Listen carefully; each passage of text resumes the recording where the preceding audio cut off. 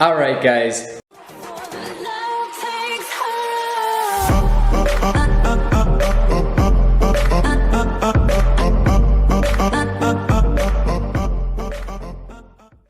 As you saw in the previous video, I got the AC working, and there are some of you on the Facebook group, 240 group, that also was requesting this video on how I got this done.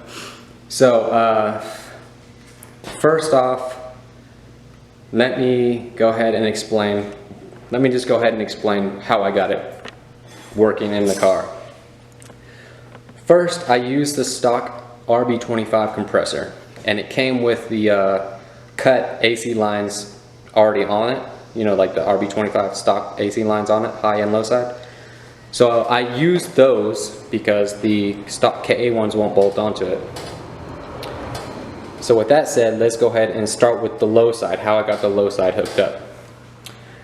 Now the low side, I don't know if you can see, but this is like the little aluminum thing coming off the low side. That's the aluminum line, and it comes to a rubber line down here.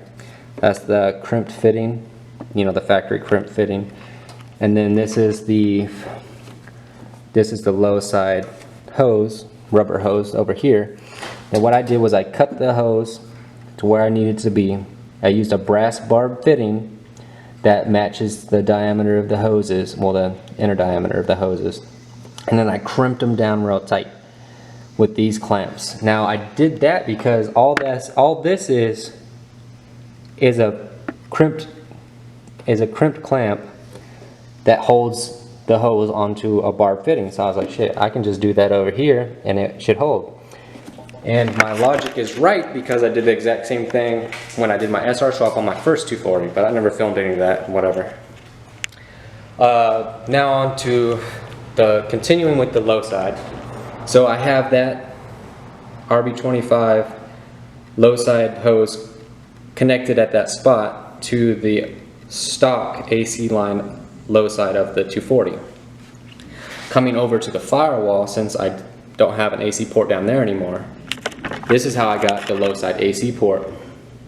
Was I used the elbow of a mid 90s J30, which is the exact same size as our threaded part for the evaporator core. I cut the elbow to length and then cut this pipe, and I scuffed everything up, got it real nice and rough, used a buttload of JB Weld, and put them on through the hose, clamped it down while it was still all wet and juicy, and let that cure for quite a while actually. Yeah, so as I clamped it down, it squeezed out some of the JB Weld and stuff out, and made a really nice sealed connection, which is awesome because that ain't leaking, at least not yet, at least. So that's the low side done. You know, obviously this line coming from the evaporator that goes over the core, goes over to the dryer, all that is stock, stays the same. The only other modification is the high side coming from the condenser to the compressor. Normally this hose, this line right here, this aluminum line, would go come almost like straight out and then curve back down to the compressor. But what I did is I did a 90 bend here, like right after it comes past the condenser, and then right down, it shoots straight down, almost parallel with the radiator, and then another 90 right here at the bottom, all the way right here at the bottom. It's a 90, and then shoots straight towards the compressor, because the high side of the compressor line, I don't know if you see it, is down here almost flush with the frame rail. And what I did was I cut those crimped fittings that clamp the hose, the rubber hose, to the aluminum brass, to the aluminum barb fitting. Cut those off, cut the hose to length, and then clamped them down super tight.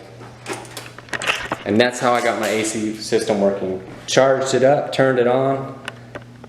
Well, I turned it on and charged it up. Everything works. Compressor kicks on, and it pushes out cold air. So again, that's how I did it. I don't know how much more of explanation I can give you as far as like how I did it. Sorry, I'm starting to ramble because I'm hungry and thinking about food.